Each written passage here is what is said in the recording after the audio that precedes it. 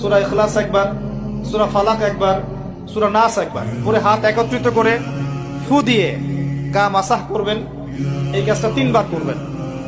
একবার আয়াতুল কুরসি পড়বেন, সূরা বাকারার 255 নম্বর আয়াত, আল্লাহু লা ইলাহা ইল্লা হুয়াল হাইয়ুল কাইয়ুম, এটা শেষ পর্যন্ত।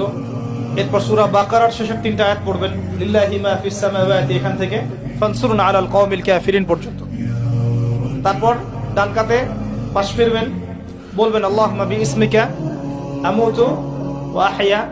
হাত নিবেন, হাতে গুনতে থাকবেন সুবহানাল্লাহ সুবহানাল্লাহ সুবহানাল্লাহ 33 বার, আলহামদুলিল্লাহ আলহামদুলিল্লাহ আলহামদুলিল্লাহ 33 বার, আল্লাহু আকবার আল্লাহু আকবার আল্লাহু আকবার 34 বার। ঘুমিয়ে যাবেন। এখন যদি আপনি 6 ঘন্টা ঘুমান, আপনি নবী সাল্লাল্লাহু আলাইহি ওয়াসাল্লামের সুন্নত অনুযায়ী ঘুমিয়েছেন, প্রত্যেক ঘন্টা ঘুমানোর জন্য আল্লাহ আপনাকে নেকি দিবে ইনশাআল্লাহ। এমনি ঘুমালে নেকি হতো না, রেস্ট নেওয়া হতো।